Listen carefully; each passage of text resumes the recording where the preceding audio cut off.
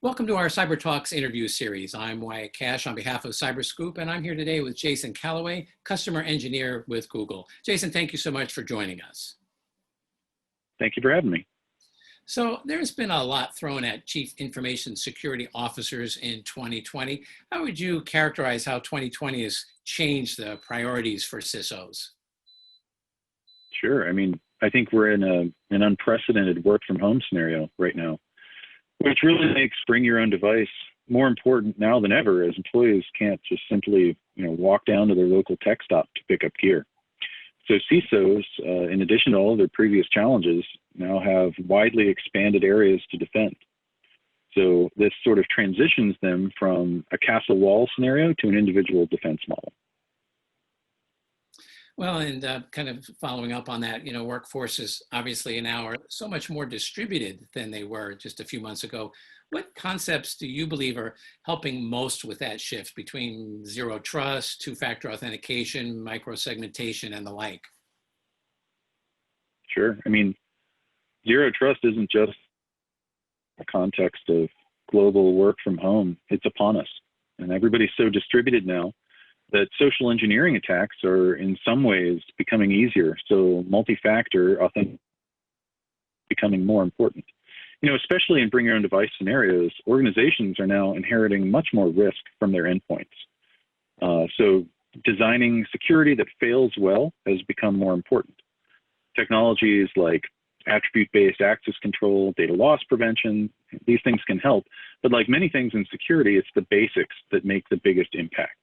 Training your workforce to be resistant to social engineering attacks, keeping your backend infrastructure as well as your endpoints updated are still some of the most impactful countermeasures that we can do. Well, and also things like IoT and 5G technologies continue to come online in the US, and that obviously means bringing more tech in-house to handle that, but with those improvements come some supply chain concerns as well, right? So how should enterprises collectively handle those additional concerns about supply chain while still trying to make sure that we don't fall behind technologically? Yeah, it's an interesting question. And working in InfoSec has always put one at the crossroads of technology and legislation. Both have their place, although they help in different ways. The InfoSec community has been talking about the CIA triad since the 70s: confidentiality, integrity, and availability. And in fact, these are actually formally defined in Title 44 of the United States Code in Chapter 35. So when dealing with potentially untrustworthy networks, like in this threat model where we might have IoT or 5G devices with nation-state surveillance built in, there's a few different mitigation paths to take. End-to-end encryption can help with confidentiality and integrity. More so on the latter. Encryption can only partially protect confidentiality on an untrustworthy network, because traffic analysis can reveal details about the senders and recipients, even if the contents of the communication are opaque. So technical solutions can have some impact. Availability is harder to defend, particularly in the context of cyber warfare, where communications disruption is a typically desired effect.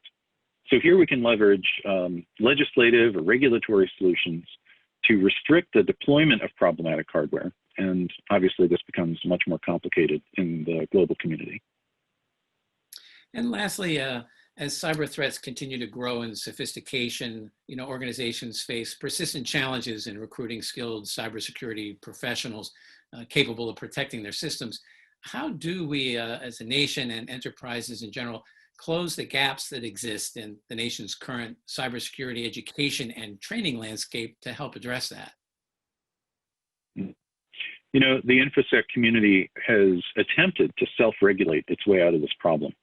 Community events like DEF CON, B-Sides, and a myriad of InfoSec meetups are helping to lower the barriers to entry into the field. And there are many educational and training resources available for free online, but there's only so much that the community can do. Ultimately, industry still has to hire people into InfoSec roles, and that's still challenging.